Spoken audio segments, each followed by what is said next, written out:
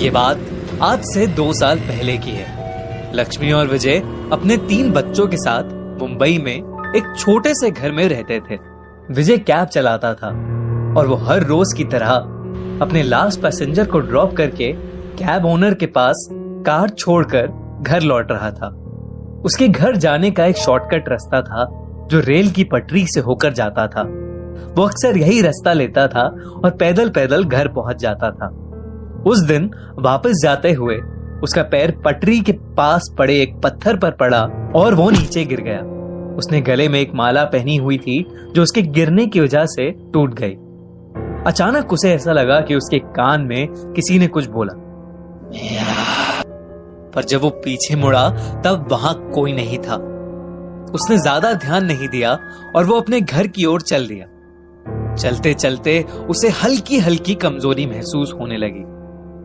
उसे बार बार ऐसा लग रहा था जैसे कोई उसका पीछा कर रहा है।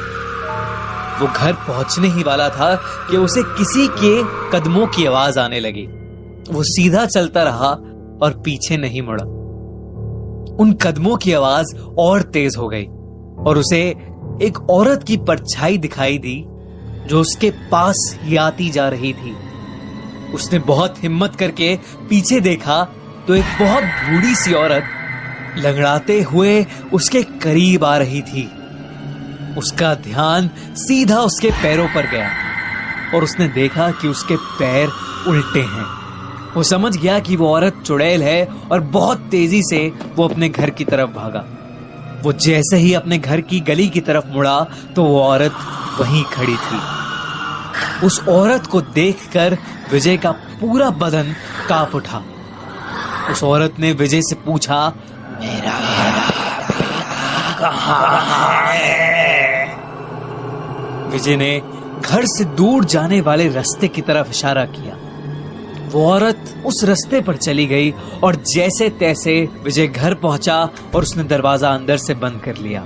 उसकी बीवी बच्चे तीनों सो गए थे और वो किसी को कुछ बताए बिना जाकर अपने बच्चों के बगल में सो गया। सुबह हुई तो उसने देखा कि उसकी बीवी काफी डरी हुई थी और उसको बहुत तेज बुखार था।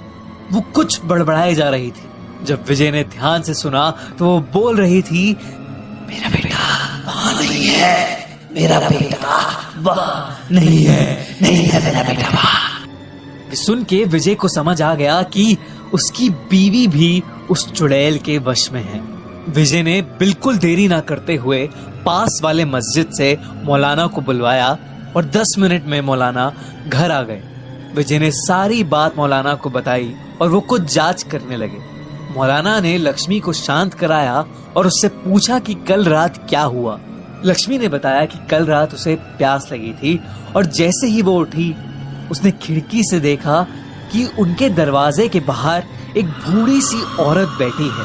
उसने सर झुका रखा था और लक्ष्मी के देखते ही वो औरत उसे घूर के देखने लगी और उसके कानों में उसकी आवाज गूंजने लगी। वो गुस्से में बोली, मेरा बेटा नहीं है। उसकी आवाज सुनते सुनते लक्ष्मी के सर में बहुत भयंकर दर्द उठा और वो चक्कर खाकर बेहोश हो गई और उसके बाद से उसे कुछ भी याद नहीं है। मौलाना ने जब पूरी तरह जांच पड़ताल कर ली तो उसने विजय और लक्ष्मी को बताया वो बूढ़ी औरत और कोई नहीं बल्कि एक आत्मा थी और उसकी और उसके बेटे की रेलवे ट्रैक में किसी हादसे की वजह से मौत हो गई थी। वो काफी समय से वहीं अपने बेटे की तलाश में भटक रही थी और इत्तेफाक से विजय के पीछे पड़ गई और पीछा करते हुए घर तक पहुंच गई।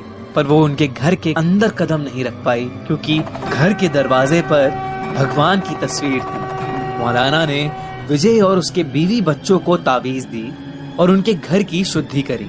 विजय और उसकी फैमिली भगवान का शुक्रगुजार मानते हैं कि वो सब आज ठीक है।